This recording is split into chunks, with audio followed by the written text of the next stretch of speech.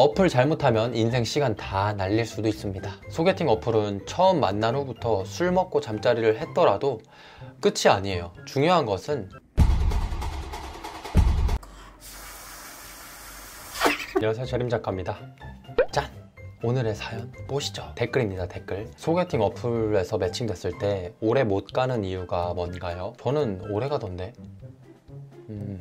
근데 왜 그런 말을 하는지 알 것 같아요. 왠 줄 아세요? 영상 끝까지 보시면 제가 요약도 해드립니다. 끝까지 보세요. 여행이나 뭐 그런 데서 만나서 극적으로 만난 그런 거 빼고 이야기할게요. 보통 오래가는 사람들은 보면 친구나 지인에게 소개를 받거나 직장에서 만나거나 헌팅에서 만나서 오래가는 경우가 많죠. 그게 뭐 연애 시장의 대부분이긴 하니까 공통점은 뭐냐면 사람들은 원래 서로를 알고 만난다는 거예요. 예를 들면 직장에서 만났을 경우 처음에 반했든 뭐든 알아가는 단계가 있죠.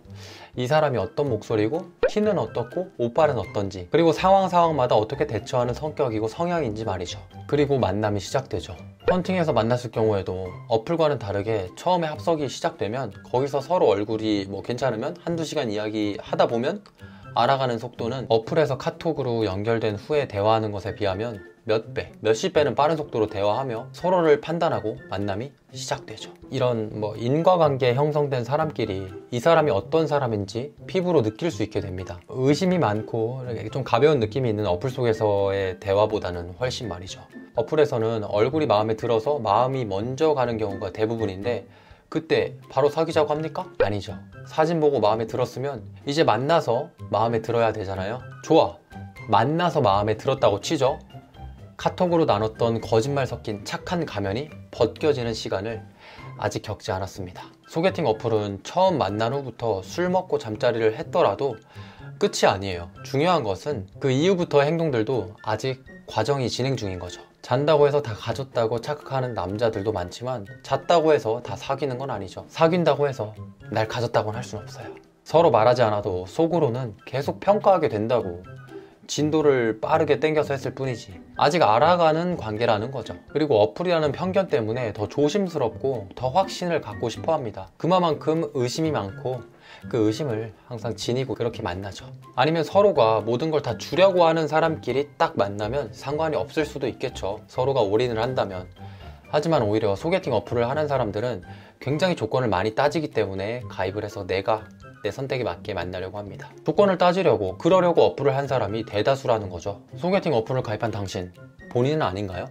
본인이 아니면 상대방은 그런 사람들이 더 많을 거예요. 소개팅 어플 자체가 본인이 인사 담당자가 돼서 나만의 오디션을 개최하고 인사평가하고 만날 사람을 만나는 매칭되는 공간인데 뭐 예를 들어서 어플 한정으로 직업을 말하자면 뭐 평일에 쉬는 요리사, 판매직, 프리랜서, 헤어 디자이너, 서비스업, 자영업 쪽은 밖에서 만나는 건 케바케겠지만 만남 어플 안에서만큼은 인기가 상당히 떨어집니다. 워라밸이 보장된 공무원이나 회사원, 그리고 전문직을 여성분들이 선호하죠. 자, 어쨌거나 어플에서 오래가기 위한 연애를 하기 위해서는 그 어플의 특성에 맞는 사람이어야 하는 것이고 자기 객관화 못하면 매칭이 된다 해도 우여곡절 끝에 만난다고 해도 계속 까이거나 까거나 무한 반복이죠. 왜?